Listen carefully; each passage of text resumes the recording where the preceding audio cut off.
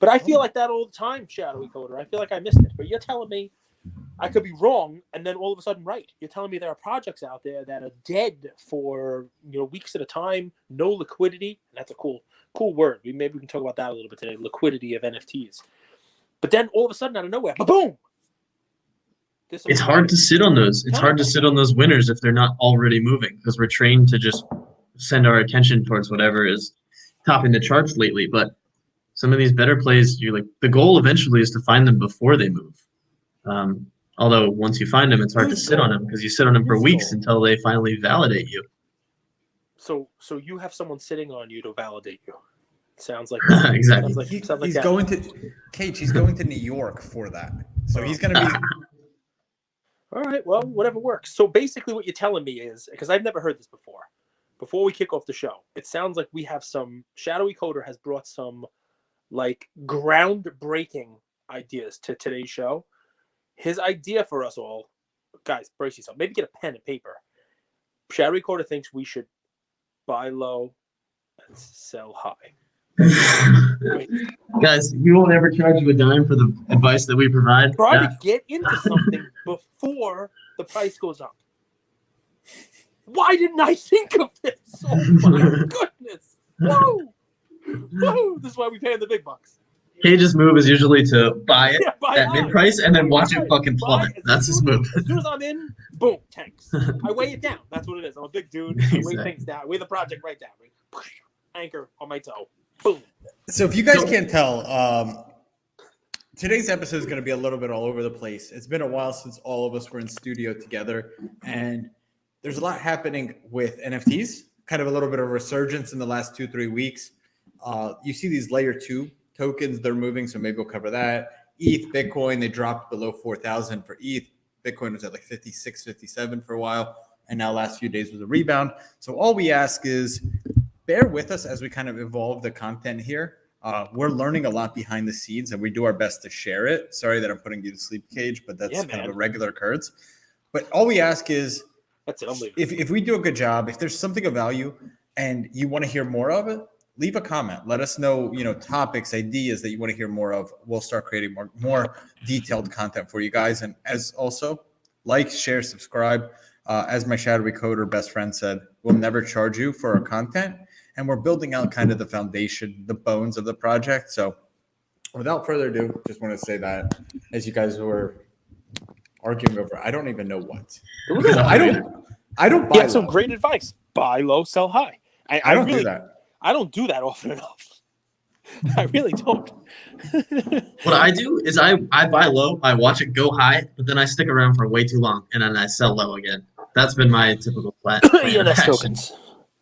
Oof. Yeah, now they're back up at 75 probably by now. Yeah. They did. They bounce right back, It's interesting stuff, man. What so the topic lately has been Metaverse land. I'm wondering, have you guys seen a Metaverse project fail yet? Or is everyone a good buy from the beginning? Well, what constitutes a Metaverse project?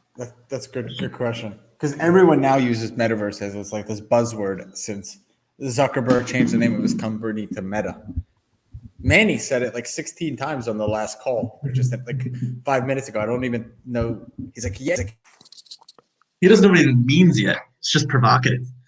But no, Metaverse to me is, well, you can either buy land in the Metaverse or you can buy, there's even fashion and design and clothes and things you can buy in the Metaverse. Check out Artifact. How? Like if I have my wallet, right? I want to buy some fashion in the Metaverse. You want to buy fashion? How do I do this? Because I am a fashionista. I mean, look at this. You don't have enough money in your wallet. You buy an ape. That's what do I do? Ape is fashion. Ape is fashion. Ape is the supreme of the hobby. The ape is an avatar that you can use in the Metaverse. You can be that ape as you walk around places like, you're hanging out in your apartment, and the ape will probably have fashion collabs, like their recent announcement with Adidas. But the ape is not fashion in and of itself. The ape is you. You will be your ape or your punk or your Kong while you walk around the Metaverse. What's the fashion? What am I buying? Am I buying Supreme is fashion. Right. Apes or does Supreme have NFTs yet? Oh, I don't know. First, let's talk about Artifact, and then we can go to Supreme. But Cage, what does that say? Wrecked fucked? What does it say? You can't say that here. This says What? it's called RTFKT. You pronounce that for me. Retfucked. Yeah. The way you pronounce it is artifact. Artfkt. It makes sense, Cage. Stop playing dumb. Artifact. Okay. Artifact. All right. I got it. If you're in the cool no project, yes, you call it artifact. But Spell so these are iCup. examples of what you can buy. Here's your swag, Cage, that you can buy. So Ooh. Okay, so how can I put this on? Do they have these in size 15? I don't know yet. I still want to see what it looks like from inside the metaverse. Isn't that insane? So you can buy, how much is the shoe here? Well, floor price 1.65. For a shoe. Yeah. That's not a real shoe, right? Do you get like an actual shoe? No, you actually do get an actual shoe as well. You do. Okay, Yeah. At least that's something. So you get a shoe, and then you can also wear this shoe in the for metaverse. 1.65 ETH, approximately in fiat. I know we're not allowed to talk about that, but like let's just call it about $7,000. You get a shoe to walk around where? Walk around the metaverse.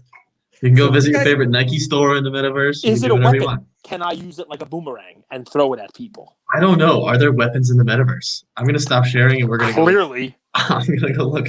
Citizens of Believer Island just announced one of their awesome guns that you will use as a bull to go on the bear hunt to claim your free bear for a bull. You have to go hunt your bear. So there's definitely weapons in the metaverse. Can I get 3 seconds here? Yes. If you guys are picking up the vibe that we're kind of putting on here, is Cage and I, we talk a lot behind the scenes, and we're traditional card collectors, right? We were card collectors, so we've always priced everything in cards. Yes. What is a Michael Jordan PSA 10? That's like the holy grail of cards. And this week we've been trading NFTs the last 3 weeks, and some projects have been running. Like a Chain Runners was a project that was 2.5 ETH, 11,000. You could not have come up with a better name for that project. And we're sitting here calling, and like we had this aha moment, right? We're like, this project could buy, like I bought a Kobe Bryant auto with a game worn jersey for 1/3 of the price of a Chain Runner. But can you wear that jersey in the metaverse? Probably not.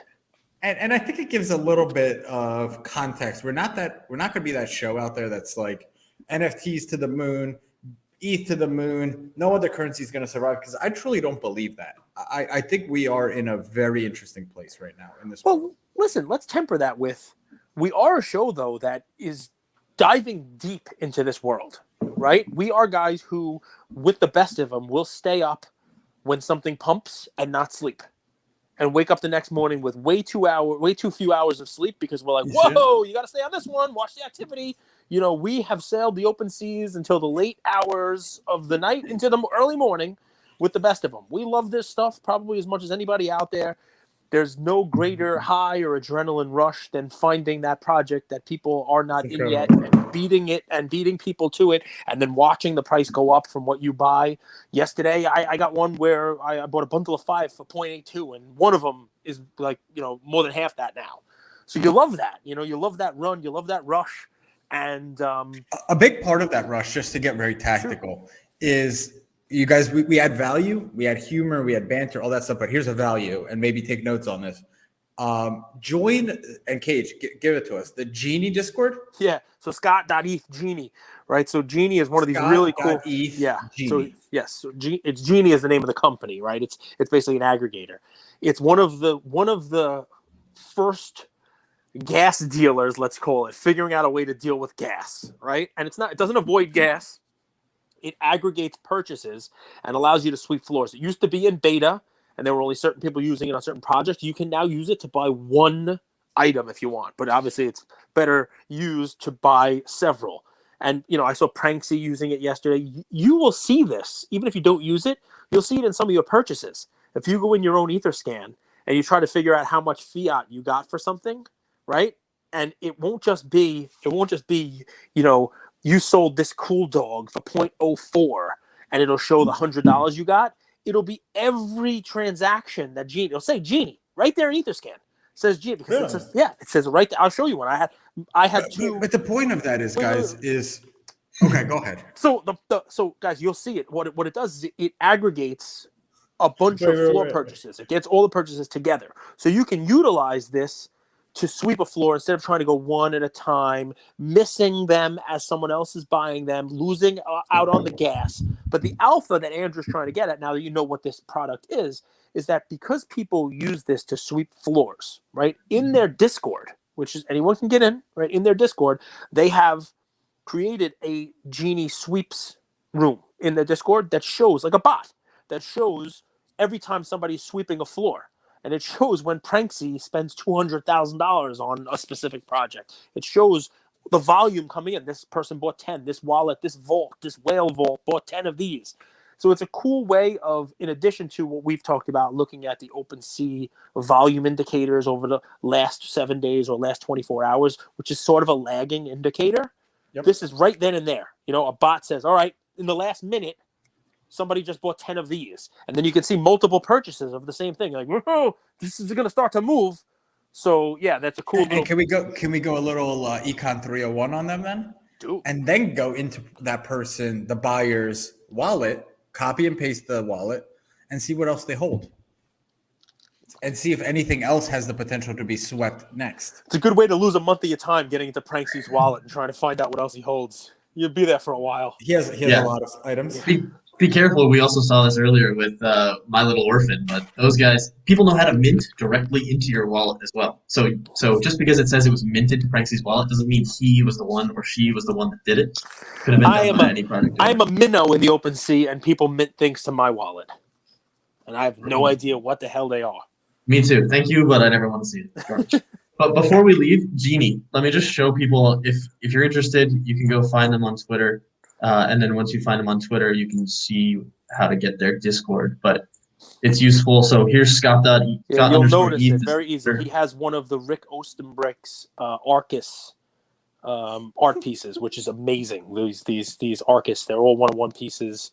And, you know. Say that again. Well, the artist name is Rick Ostenbrick. And they're Arcus, Arcus. They're really cool art pieces. I tried to get in on a whitelist. They sold out really, really fast. And they he sold them for like 1 ETH when they sold, and they're, I don't know, 18 ETH, 15 ETH now. They're just crazy cool one-on-one art pieces. But it's an easy way to find Scott's Genie Twitter page. Get you a co-host that surprises you every day. I didn't even. Where did you pull that out from? Who? Rick? You. Rick Ostenbrick. So part of NFTs are, click on it if you like. I mean, Rick Ostenbrick. I'm probably saying his name wrong, right? But I mean, you can see, you see his art. I follow him. He's got cool art. There are some really cool art out there. It's very cool. I mean, while you're on this, if you want to, I mean, it's one that I like, but I'm not recommending it as money thing. One of the coolest art pieces that I would ever tell people, again, if you really want to get into art, I mean, that's a cool one there too. But check out, you can type it in Twitter if you want. It's spectra.art. So it's Vortex by spectra.art. It's the first supercomputed 3D NFT art. So it's actually made by a supercomputer. It's pretty cool and very inexpensive. The Vortex so you click on spectra.art, and then the Vortex series by them, which is that right there. And if you click on it, it moves, see? Pretty cool, and they have different shapes and different colors, and some of them circles. With Windows XP screensaver, sort but expensive, sort of, yeah. So we're gonna see these things dotted all around people's apartments on the metaverse, right? They're gonna need art to fill up their walls, and things like this will be up there. So if I'm sitting in my apartment in the regular verse, how do I get into my apartment on the metaverse? How does that work? Do I have to? That's my front door, Cage, right there. You like that, right? That's what you have to walk through to get into my house. I mean, I think the floor on that, the last I looked, is like 0.04. It's pretty cool art for like very entry level on the NFT space. So, and there's not a lot of them. There's only like 1,400 of them. 14, I think, actually. Before we get past Genie, I don't know how it works, so I'm interested. What if Pranksy comes in? He wants to buy the first 10 floors. What if during that transaction someone steals one out of it? So does he just pay the gas for it and loses it? So yes, there's Genie gas. goes into my wallet, specifically Mamba's fadeaway wallet, takes the item out, and I pay the gas. It happened yesterday. Oh, you have to fill out a form, and obviously that's all explained in there, right? And there are people whose transactions don't go through in full, and there are some, you lose a little gas here and there, just like you would if you missed out on it. You're on your own. But basically, I mean, take a look at the form. There's a form to fill out right on their thing. And it tells you how many you want to buy and how much you want to pay for it. And obviously, the floor is not always the same price. You know what I mean? So the floor, some of them are 0.5, then it's 0.6 or 0.55, 0.6. You know, like they're not all being bought at the same price, right? So you're telling them I want to buy this and I'm ready to pay up to this much, and then it aggregates a gas. And you know, by buying in bulk, it doesn't make it one transaction, you know, so that the gas is the same as buying one. But on average, they say, you know, you save about 20% on gas fees. So it's something. Can we talk about this? So you mentioned that art project is 0.04 ETH. Yeah. And I was talking to my buddy, and I don't know what the exact number is, but I'm going to call it 0.1. Anything really below, I'll call it 0.07. Anything below 0.07 to 0.1 ETH is dead territory for a project, in my opinion. Dead. Dead.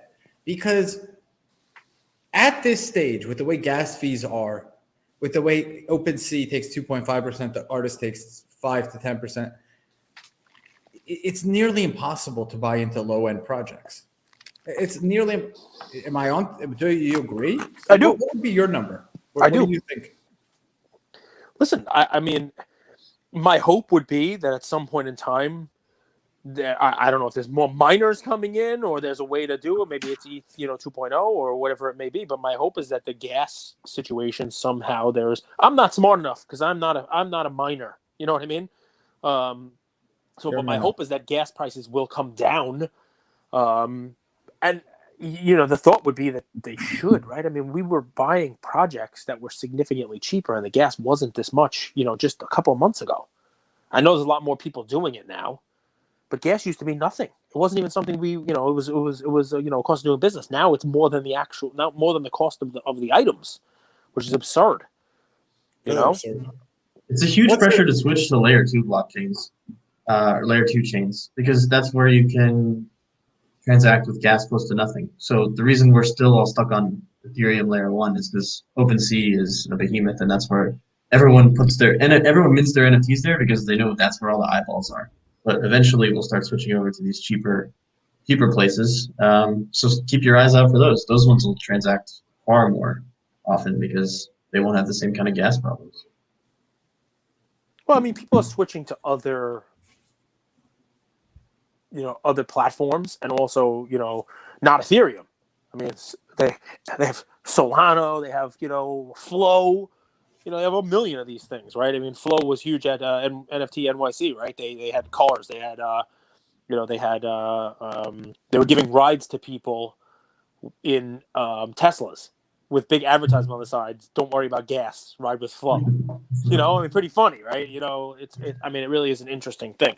But I mean, Andrew, you're right. I mean, I can tell you one, and by the way, guys, I own a couple of those Vortex by Spectra Art. I'm not telling you to buy them. It's just, a piece of art, thing that is right there. Another one that I own a lot of that is exactly, I think, fell victim to what you're talking about is, I own a shit ton of those Fatales, right? I mean, you can't buy them. He brings them up on our card show too, guys. I bring them up all over the place. But I mean, the point is that you can't, it's, if you buy it, you're basically paying as much in gas as you are for the actual NFT. I only want the Fatales men, not the Fatales women. I'm still holding out for that. Our chick and I were doing a call later to see what we could do to resurrect that project. Cage, what if I told you guys? So right now, the current narrative from ETH enthusiasts is ETH is the best place to launch your NFT. It's the best place for smart contracts. What if I told you that you could launch NFTs and smart contracts on Bitcoin? Would that surprise you? No. No, it wouldn't surprise me. So here we are. We see all of these issues with ETH. Maybe it's not fixable. Maybe the whole system in and of itself can't scale. And these are not my words. These are Vitalik Buterin's words, the creator, saying that their system isn't scalable. And we're going to do more research on this to figure out exactly what that means.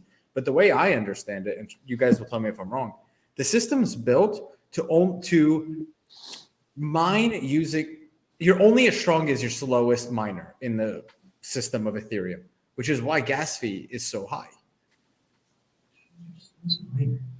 Okay. Okay. Do you know why that's true? I'm not sure why that's true. Because it's true because he says it. Not every miner gets used for every transaction. So there's loads of miners that get excluded. They don't have to validate each block. Do I know why that's true? No, I heard that, and I like to, from a reputable source. Why is that funny? No, this is not financial advice, folks. Just make sure we say that's not financial advice. It's not financial advice. It's not financial advice. None of this is financial advice. It's the things that I hear, and then we as a team further research, and then in 3 weeks and 4 weeks we'll have an update. Hear the secrets that you keep when you're talking in your sleep. You ever heard that song? And so sorry, were you talking? And so, dude, Andrew, I just heard it. I heard it somewhere. You know, it's only as good as like the, it's the weakest link. You are the weakest link, Mr. Miner. Goodbye. So guess. Seriously. And Ethereum Bitcoin sucks because of you, Miner. Where Bitcoin, the way I understand it, it's a much more competitive environment between miners. And as a result, you could mine more transactions per minute than you can on Ethereum, which lowers transaction fees. I mean, this all sounds great. God, I'm the smartest of the three. This is scary times. I mean, it sounds great. It does. It sounds fantastic. I don't know if it's accurate. I know that there is a limit right now to how many transactions can be done per minute on Ethereum, and it's not enough for the demand. I know 15, that is 100% accurate. I heard a number of approximately that, yes. But, I mean, you'd figure more miners, yes, whatever it may be. I mean, people are minting things now and paying thousands of dollars in gas fees to get involved in them. Literally, the fees are thousands of dollars. It's insane. So our audience is smart. Shadowy Coder, jump in. I'm just going to screen share. So if you guys go to bitcoinsv.com, there's a lot more detail and information here than I could provide. So, but some of these things that I'm talking about is smart contract support, and once this thing scrolls, NFTs. So I'm curious, and I'm going to look out for this. Maybe in 2022, maybe 2023, I don't know. Bitcoin starts to launch, or artists and creatives start to launch projects on, here we go, on-chain file support, right here, NFT support. So this is bitcoinsv.com. And to add to that, since I'm blowing the mind of my fellow co-hosts, I learned what the difference between on-chain and off-chain, or I guess what typical NFT projects are. And they're not even real NFT projects. Some of these NFTs are off the chain.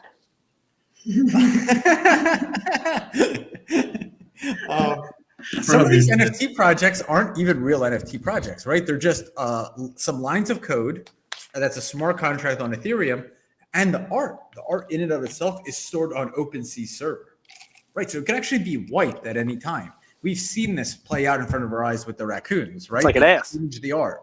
So what do you even really own? This is why chain runners are so cool. This is why CryptoPunks are so cool. On-chain art, once it's on-chain, it can't be manipulated. It can't be changed, right? If you say so. The Shadowy Coder would know this better than anybody. Shadowy Coder says yes. I mean, the code is locked in. If there's somewhere in the code that allows you to change the profile picture, then the code stays. The profile picture can be changed by the code if the code allows it. But the code is king here. So on-chain. On-chain is usually uglier. I will say that. You know why? Do we all know why? Because people who work on the chain they're lazy, and people who are off the chain, they're cool, like it's cool art. That's all. I don't know if that's true, but it sounds good. Why is it, Shadowy? Yeah, tell us why. Anything you keep on chain requires memory. Anything that requires memory costs money. So if you're trying to store lots of big images on the chain, it costs lots and lots of money. But if you store a bunch of small chain pictures on chain, it costs less money. So that's the reason why on-chain projects have look very pixelated. It's because those kinds of pictures take up less memory and therefore less money for the smart contract. Was that why the sheep from the wolf game, I have to get like a magnifying glass out to see what they realize it's tiny little things because of the memory? Right, they've got something on their neck that you can't tell what it is until you look inside. Like the attributes look like nothing. I love where you're going with this, Shadowy. Please share with us what you've learned about staking and about those that Golds project that you and I were talking about yesterday. Yeah. So I started looking. So there's so many things to look on. Look at them. This is what happens when you stay up at night. Instead of sleeping, you say, I'm sailing the open sea. Dude, it's crazy. I come in there and I brain vomit all of my ideas onto him, and he just starts rubbing his head to help all of the thoughts absorb. Does brain vomit I gotta wind up stop on the my hair floor? starts. It ends up being an NFT, a really nice one. Cheers. Not financial advice. Yeah, so all these. So there's been a little pattern in these projects. There's Wolf Game, which was a staking project, all on chain. There was Feudals, which was a staking project, all on chain. There was another one about gold that I started looking at yesterday. I started noticing a pattern. There's loads of other ways you can stake your coins too. Bringing in another thought here, like the way that lots of these swap protocols aggregate all of their liquidity is they get people to stake their money, stake their ETH and coins and stuff in their liquidity pool, things like that. So you're going to have to get familiar with staking, and I'm going to release a video about it soon. But there's another project interested in Olympus DAO, Klima DAO, Wonderland Time DAO. All these projects involve staking, so staking is a huge part of this new world. I'll release a whole new video on that soon, but what were you saying, Andrew? You buy, so like the one we were talking about yesterday, what was it called? With gold coins. I forgot already because I did the research and it was garbage. Let me look it up again now. Dude, he decides if a project's garbage or not. Like, I don't even know what the. I was in one of these guys. I was in one. It was called like miners. Which one? Stacked Toads. And I was staking my stacked toads and getting stack coins. So you bought it. I bought it. You send it to the liquidity pool. Yep. You pay money. You send it to the liquidity pool, and there were two pools. One is just staking your NFT. The other one is a combined liquidity pool where you stake it with ETH. That's a combined add-in ETH for the liquidity pool and your NFT. And every day you stake it, they give you an amount of their coin, right? And you continue to earn that coin, and the coin is tradable. Tradable for what? Well, Stack is tradable. You go on Dex Tools. It's tradable for. You can swap it on Uniswap. You can swap it for money. Which is as good as cash. Dex Tools. So the reason I was looking at this other project the other day, and but what's funny about it is you have to be really careful with this stuff because unless they have some sort of utility, what's the coin worth? So the Stack Toads, you guys can take a look at my Ether scan. I got wrecked on it, right? I mean, I was in there and I was staking it, getting Stack, and the Stack coin came out and it was over $1 per coin. That's pretty. He's getting a call from the Stacked Toads CAO, and he's saying, "Stop funding my project. I know where you live. I know your PO box expired yesterday. Don't make me send you something." Are you back with us? I can't hear you, Cage. No. I'm back. There you go. But that it went from like a dollar change a coin to like 2 cents a coin. Why didn't you sell? I did sell.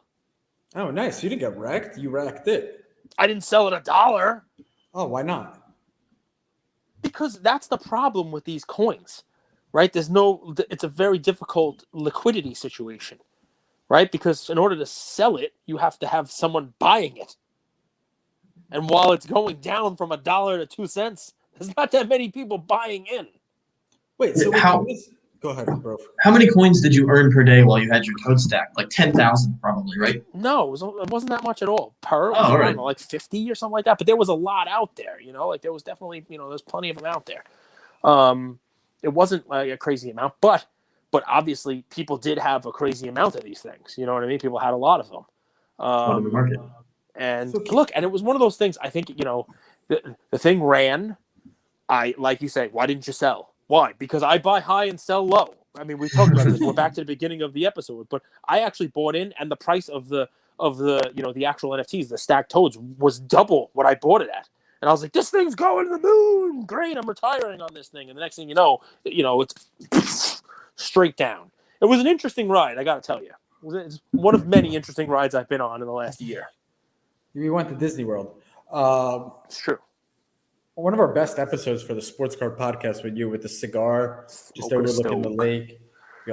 You're not even allowed to smoke in Disney World, but I did. Shadowy Coder, here's the thing. The question I have about all these coins, because this is where the world is moving right now. A lot of gaming, a lot of play to earn, a lot of coins, is can that last? if we can't even explain what the metaverse is, which metaverse is going to survive, which land purchase is going to be the right one, is it sandbox? Is it what? Who the heck knows, right? If we're all just in that, I know we're all early and we're all gonna make it, and all that other fun stuff, right? Yeah, we got all the initials down, GM, wag me, wag my whatever. But so in any event, we can't even explain that. How the hell are we supposed to? Which one of these 5,000 coins play to earn? And then what are you playing? What's the game? Is it an arcade like everyone has? Right? Is there a game? Are they just putting out a coin and then telling you there'll be some game down the road? I mean, these are all legitimate questions, but right now you're in a fun situation where no one cares. They just want the coin. They want the coin. They don't even want to play. They just want the coin. What are they playing? Don't worry, the game will come. Don't worry. I'm telling you what this is. This is South Park. It's phase 1, steel underpants. Phase 3, profits. We're glossing over phase 2, which is the real utility for any of these coins. Right. That's scary. Well, that's what you and Brof and I have been talking about, right? He's if you look at his profile on OpenSea, he's holding all these projects, right? And I get scared of holding even overnight, right? Because like you mentioned, to me, this is all smoke and mirrors. It's all this promise of a future in the metaverse. But I think the dream is 5 to 10 years ahead of the like actually being built. Think about it. No one right now lives with goggles. I would say right now, no one even spends more than an hour a day wearing goggles. Who knows if goggles can be the way to do it? The one that we just started looking into with the Web3, the web apartments. What is it? The World Wide Web, the game there and their metaverse style of play. You don't even need goggles for that. You just do that right on your browser. Really? You wear your avatar is either one of their avatars, or you can use your Punk or your Kong, and that's your avatar. You play the game, and you could do it. It's got such small amount of code. You could do it right through your MetaMask browser. You don't need an Oculus. You don't need goggles or anything. So who knows? Yeah, but you do for land, right? Like we all need to have this. Like why I think Facebook's going into it is I think Facebook is going to create like the United States of America, so to speak, so that we can all agree what land is sought after. Right now, like we say Decentraland is the land we go after. But no, Adidas Originals just partnered with Sandbox. What is the land? Like I want to know, what is Manhattan in the metaverse? What is Miami beachfront property? What is LA beachfront property? Until we establish that, we're so far away from having actual utility for the apartments you called me at 1 a.m. to buy. You're welcome. Thank you. That utility will eventually come, right? Do you believe that, or do you not believe in the long game? Okay, no, so I don't. Honestly, there is a long game, shadowy. There's definitely a long game, but I'll say this until I die. When I was in college, everyone of the state university system that I was in, when they did research, when the internet was coming out in the 90s, yeah, I'm that friggin' old, was on Netscape. Netscape was the huge internet, right? And then there were all of these other internet companies. There was dial-up AOL and all this crap, Yahoo and blah, blah, blah. Remember that? Right? Yeah. I was like, ka-ching. Exactly. Netscape was, if I had money back then, I would have invested in Netscape because it was taking over the world. It was if you wanted to get online, you got to get on through Netscape, right? Mm-hmm. No one's ever heard of it now. Nobody cares. So yes, the premise that there'll be something there. There'll be some segment of the society that goes in some metaverse created by all of the, the Mark Zuckerbergs of the world, and you could wear your $8,000 shoe somehow, somewhere. But we're all in a weird place now where I don't know which one it is. And the one that it's going to be might not even have been invented yet. No, and there will be multiple. So, but I think we agree, because just like the internet still exists and Netscape doesn't, but Chrome and Firefox do, right? So the internet still exists, which means the metaverse will still exist. And then which one of the lands, which one of the but people buying $1 million plots in Sandbox now instead of buying them in Decentraland, or instead of buying an apartment in World Wide Web land. Those are people who invested in Netscape. Those are people who thought MySpace was the place Could to be instead of Facebook. That's Could be. scary. Could be. That's true. What's he doing? Little mirror? Oh no, he's talking to somebody on the phone. I can hear him in the other room. But So anyway, no, listen, I gonna be agree. right, maybe. Someone's gonna be wrong. Totally, but the whole world is gonna stick around and stay. So might as well make a few. Don't have to make $1 million bets, but make a bunch of good bets, and then ride them out for a little while at least, because there's money to be made here. And so take it while you can, if you've got the money to get into some of these things, because they're already pretty expensive. Here's where I would go with it, and here's my logic. Look at the younger generation. Look at kids. So let's use Bronny James for an example. That guy can't even get it together. They're playing basketball with masks around their chins. That generation's not going to grow up in the metaverse. But I think 8 to 10-year-olds are so into, digital gaming and all that stuff. I think that generation is going to be more inclined to live in the metaverse than 15 to 30-year-olds right now. I don't think you're going to change our behavior, but I do think that kids growing up 5 to 10 years old will. Like, you even see they're all on their phones. They're all already in a virtual world. It's going to be more organic. So I think the metaverse is 20 years away, 15 years away.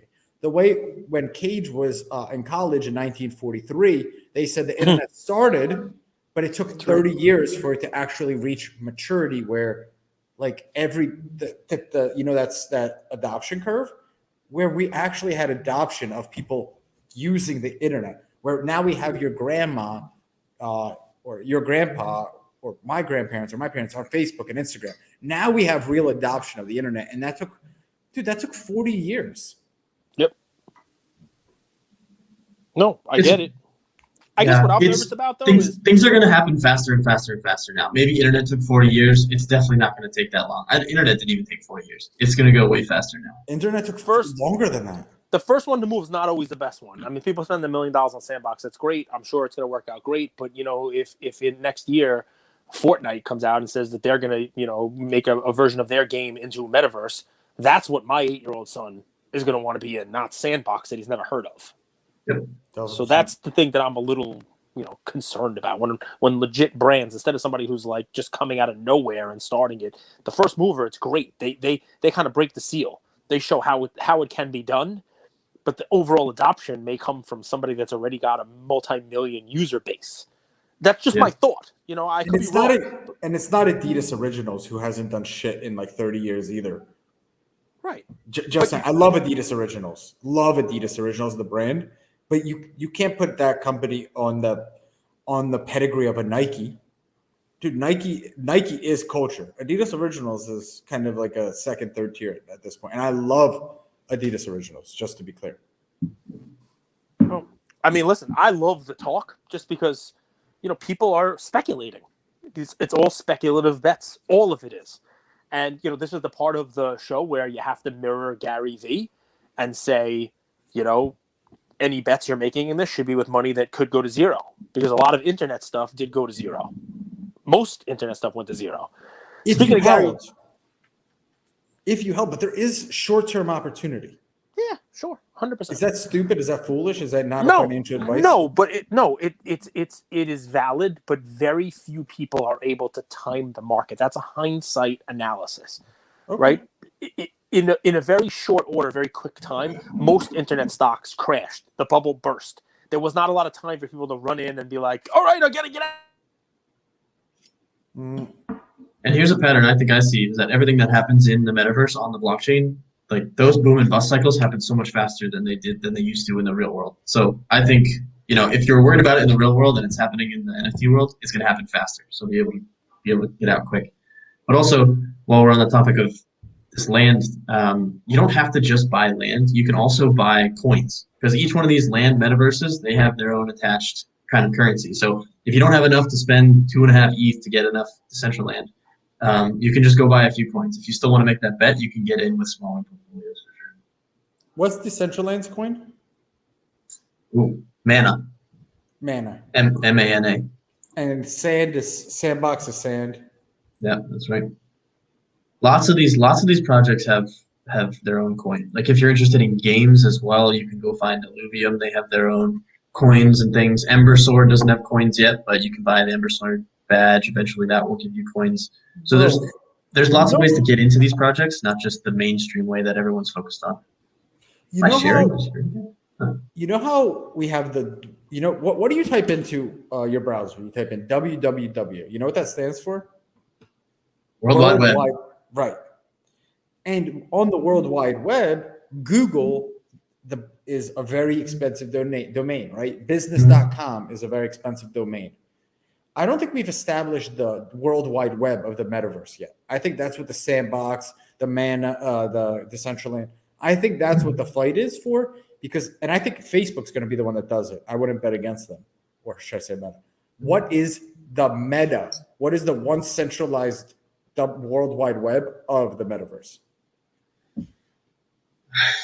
There's two places I want to go here. I don't know that Facebook, remind me because I'm going to forget. I don't know that Facebook will be the one to create it. And your second question was, what is going to be the www of Meta? That's not how I see it. It's a different world than the internet, because like Decentraland can exist with Sandbox also existing. It'll just be like France and it'll be Canada, or whatever. It'll just be two different continents even. It could be Europe and it could be Antarctica maybe if nothing ever happens. Is that what DAOs are? So like DAOs are going to be like, is Decentraland a DAO? Good question. I don't know that they have a governance token. Because, I mean, I hear what you're saying. I think DAOs, decentralized autonomous organizations, will be the France. And, how does that DAO communicate with America, right? And there will be probably feuds between DAOs, and there's going to be alliances between other DAOs. So I do agree with that. That's cool. That's a cool thought to consider. I don't know how that would work. I go back to the fact that if it's a DAO, it has a smart contract that's been submitted to the blockchain and it is immutable. It's unchangeable. So I don't know how from there you start creating alliances and things. That has to be like the whole business side of stuff. But, they all have governance tokens too. So maybe they will vote to merge Olympus DAO with Lima DAO somehow. I don't know how that works. That's like a level above my pay grade, but it's possible in this blockchain. You talked to Gene yesterday, and Gene is a coder, thinker extraordinaire. Give me like a 60-second recap of what you two talked about. So, this man is brilliant. We're going to have him on our show soon too. He's always connected into the right chats. He taught me. Stop complimenting me. Talk about Genie. He taught me how valuable it is to be in the right Discords, following the right people on Twitter, being in the right Telegram, because there's lots of things that happen in these background chats. This is the only way to figure out what's about to move in the market before it hits OpenSea's top movers list. So this is where you get into things early. If you want me to give you a brief update, he's most interested in the gaming side of this world because lots of money is attracted to gaming, and some gaming exists already if you're familiar with Axie Infinity or Zedrun, but those are kind of like the basic, like the first limp into the gaming world. Eventually there's going to be a Fortnite, eventually there's going to be a Call of Duty built entirely on the blockchain. So Gene's whole deal is trying to get into a bunch of these projects as early as possible before they hit mainstream. Gaming is his focus. You can focus on 1,000 things. You can focus on art, you can focus on music, you can focus on gaming, you can focus on land. There's a million things in the NFT world. But I'll let you jump back in if you want. What's up? No, I'm loving it. I'm loving listening to this stuff because there's so many. So if you want, many cool things to listen to, man. Like you said, gaming. There's like a million. There's art. There's a million ways to do the NFT stuff. What's funny? What did I do? I'll give you a play if you guys want to play. Yes, we like plays. And this is not financial advice. We call these. This is not financial advice. We call these plays, but really, this is hey, get this on your watch list. Listen to Crypto Casuals. Listen to our show. Is this something that do any your of own us research? Own? Not yet. Good question. So I own 5 of these. This is called Huxley Saga. So what you're looking at here are just 6 different characters that are going to be in comic books, right? So this is you're going to have, if you buy one of these NFTs, you're going to have access to the comic book. What's not written on this page, but it's written on, it was just brand new news published yesterday by the creator. Creator's name is, give me a Lenina sec. Huxley. Ben Morrow, and he released on his Twitter that this whole thing is going to be turned into an actual metaverse game as well. So that news hasn't been adopted into the price yet because the price is still stuck at mint price. People haven't minted out. Like this is such a brand new project that hasn't even finished minting yet. So there's a little bit of alpha here. Plus, this dude is a big dude in the gaming world. Like he helped create Halo and some other things. He's worked for NASA and DARPA, which I think is pretty sick. So this dude is one of those people who he's got the reputation and he's got the experience and he's trying to do something cool and new in this world. And none of that has been factored into the price of his NFT yet. So I bought 5 of these, and this is a long play. I don't really like those short flippers. This is like a 6-month, 8-month play. Can I just jump in here? If you guys listen to Gary, Gary talks a lot about IP, intellectual property, right? Like Mickey Mouse is intellectual property. Someone created it. If that Huxley character and everything really within gaming is going to be contingent on how well the creator, Ben Morrow in this scenario, builds up the IP, builds up these characters, right? Like that's really everything that is contingent on. Lenina Huxley is the name of Sandra Bullock's character in the movie Demolition Man. I remember Just that. making sure you know that. Where do you rank Sandra Bullock? Top 5 actresses? Like, where would you rank? She's not into NFTs, so she's out of the top 5. But it's funny, man. Dynamic, I have a segue for you. So you want Blindside? Here's some alpha, some fun stuff. Gaming, great. You're right about it. The IP is going to depend on where the owner of that IP, the creator of the IP, takes it. And can I tell you what I think is next? It hasn't happened yet, but what I think is next. Shadowy Coder, as I'm doing this, or whoever's going to share the screen, can you pull up Gary V's Twitter? I think the next thing that's going to happen is you're going to utilize the communities that are rabid fans, that are support base. And I think the communities in NFTs are going to lean on each other in community collaborations, not just collabs of, let's call it, Bored Apes with Adidas. Because not everybody's going to bag an Adidas. You could say Adidas is not Nike, but it's still a cool get for an NFT project that didn't exist last year, right? But when you have 2 rabid NFT communities and the creators of them are willing to do collabs, so pull up his last couple of tweets about the goat. If you pull down, right? So it's like Paper hands are going to pay. Did you see that tweet? Paper hands will be destroyed. VeeFriends. Smiley face. So scroll down a little more, and it's like, did you see what those? Yeah, click that. What are the last 2? No, down one more. See that? What's his tweet there say? What are those first 2? So click on that. So this is the VeeFriends mini drops. So it drops as part of it. Look at what the first 2 are. You can click on either one of those first 2 if you like. Is it going to open, or am I looking at colors here? No, it'll open. I don't know why your thing is taking so long. Oh, there we go. But click on that. So he has a gift goat, which is one of his NFTs, one of the VeeFriend NFTs, that is supposed to give gifts out. But if you check out what this NFT is, I don't know the story behind it because he literally dropped it an hour before we did this episode. But it's his gift goat. I don't know why your computer's not loading this up. Probably because I have 1,000 tabs open. There you go. There we go. Look, it's Creature World. It's Creature. The Creature NFT, and it's gift goat walking into Creature World, and creatures are opening it up, and a creature pops out of the gift goat.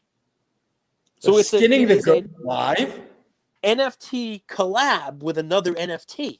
This is now VeeFriends Creature collab, Goat's arrival in Creature World. I don't know whether or not this is now he's going to make 555 of these and drop them to people who own the gift goats, and this is now an NFT. Let's call it a semi-fungible token if there's 555 of the same one, maybe has different backgrounds and whatnot, but that's the gift. And I think what you're going to be able to do there is you're going to be able to see a community of 10,000 NFTs, rabid communities leaning on each other, making these kind of like cool collabs between the 2 that are even more sought after than the 10,000 that are there. So look at that.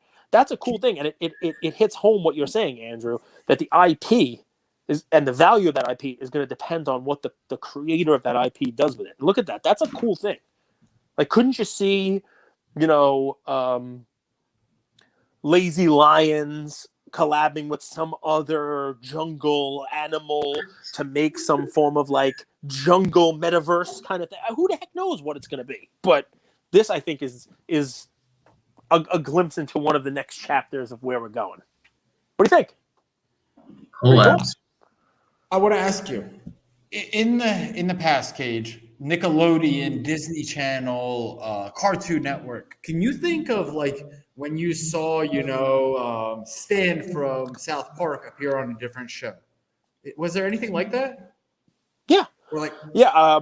I saw one with Family Guy and American Dad, and they made a joke about demoting the daughter down to American Dad, like the Family Guy daughter, she's getting demoted dad to, obviously same network and that kind of stuff. But yeah, I mean they've definitely done that, plenty of times.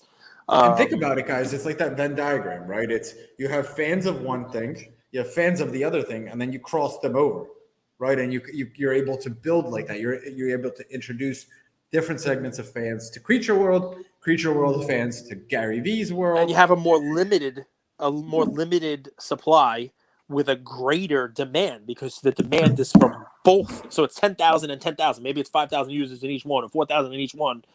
And then you only create this couple of hundred, and you have double the potential demand for lesser supply. It's a cool idea, right? And it's also something, maybe you're gifting it down, it's providing utility for the folks who are doing it.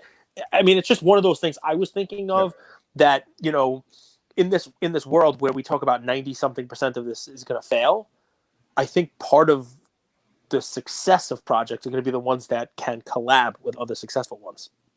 On their own, they might not make it, but one of those kind of things. I've seen that word collab a lot in all of the struggling Discords that I'm a part of. All of the NFTs I bought into that have just tanked, they always started collabing with other artists in order to revive their but project. so the difference though is those collabs are like, hey, let's get whitelist.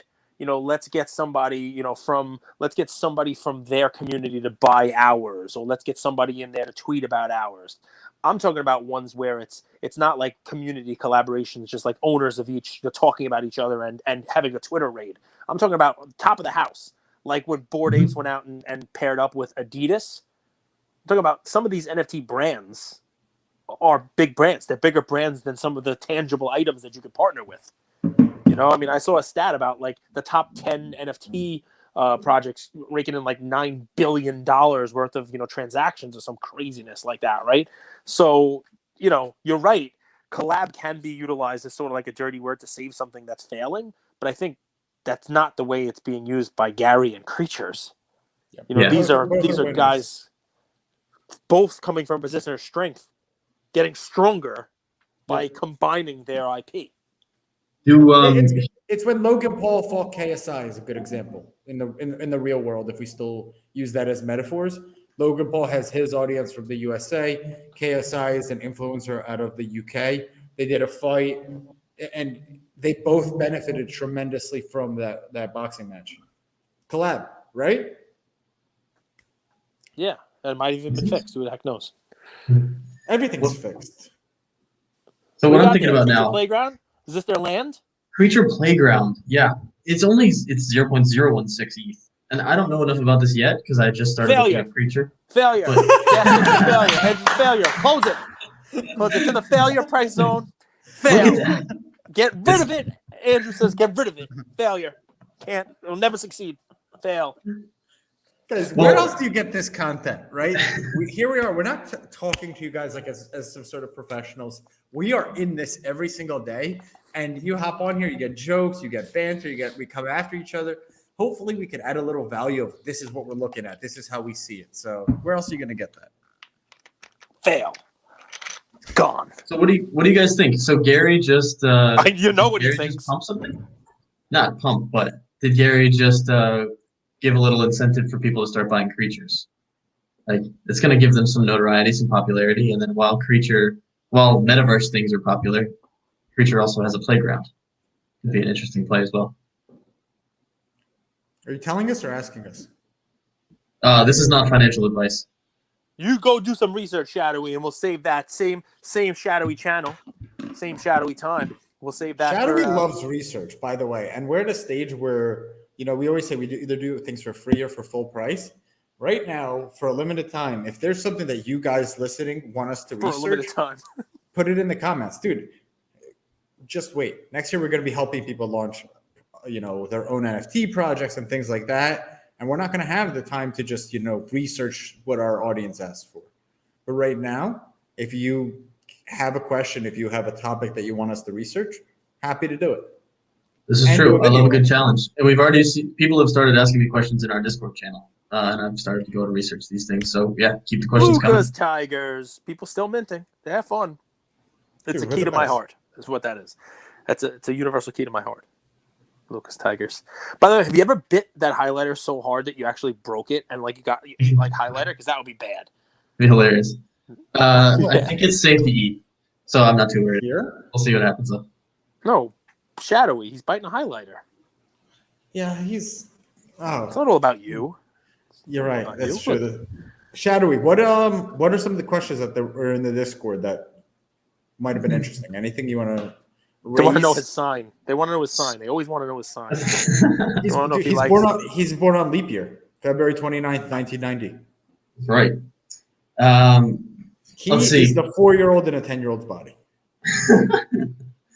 10-year-old anyway. So what is it? What are they asking me about? Confusions about MetaMask. Confusions about scams. Really, February 28th is his birthday. Mm-hmm. It's true. 28th or 29th? 28th, not 29th. If I was born a day later, it would have been March 1st too. 29th is very sad. You'd only have 7 birthdays. I would be so hyped if I was born on the 29th. That'd be so much fun. I wish I was born. You would only have had 7 birthdays to celebrate. You can't. That would suck. If anything, it would have solved the problem for everyone that when I tell them I'm born on February 28th, they're like, oh, one more day you would have been a leap year. And I have to correct them. So here's what I say to people. Whenever anybody asks me when something's happened, they're like, oh, when are you going to get that for me? Or, hey, when are you doing that? I always tell them February 30th. Nice. And I walk away before they figure out there is no February 30th. They're like, oh, February 30th, I'll put it on my calendar. What a good dad you are when he asks you when dinner is. Well, he's going to eat before February 30th. He doesn't like to eat. He doesn't like to eat anyway. He doesn't care. If it's chicken nuggets, mac and cheese, and only the powdered kind, only the nutritious one. Powder and water makes mac and cheese, baby. It's good stuff. Craft. Not financial advice. Anyway, let's wrap this up because this has been a while. Guys, if you have more questions, we've already had good questions about MetaMask, about what staking and bonding is, about the Olympus DAO, about whether or not things are scams. So join our Discord, talk to us about that, send us questions. We're happy to be in anytime. And listen, I have a question for you guys because these two guys couldn't answer it for me. Right? I hear a lot of NFT people tell me they're trying to get $10 million. I sold both of them before the show because I'm a dummy. I did at 1. I did. I listed them because I'm like, all right, the show, it always happens. The hour of the show, stuff that I own tanks. Guys, don't give everyone FOMO. Everyone who's listening, I didn't buy any of these. So you shouldn't have FOMO either, okay? You should have FOMO. This is the kind of guy I am. So here we started Luca Tiger Bronze, start Crypto Casuals. I give winners to my best friends. That's okay. I give them winners. How's the apartments doing? Mas or menos. How the Crypto Goons doing? So here's the bad part about this, and here, guys, listen, fun stuff. That project that you just showed, if you bought in at say 0.7 and sold at say 0.95, okay, you paid gas at point. So this is what you did hypothetically. You paid some gas, so you probably bought at 0.74. Yep. Okay, you sold at 0.95. So you thought 10%. You paid 12.5%. Yep. So you thought you made 20%, but you didn't because you actually lost 12.5% of the 9.5. So you actually only got 0.83. Fair. I probably sold so you made 10% on your 0.75 only got back 0.83. Yep. That's sad. That's not sad. It is because think about it this way. Top line, what it looks like is you bought for 0.7 and you sold for 0.95. That's a 0.25 gain on 0.7.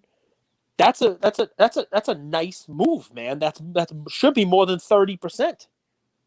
But instead, you wind up with fees and gas and all the other mumbo jumbo making 10%.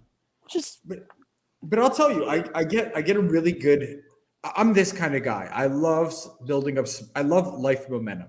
And I believe in investing momentum too.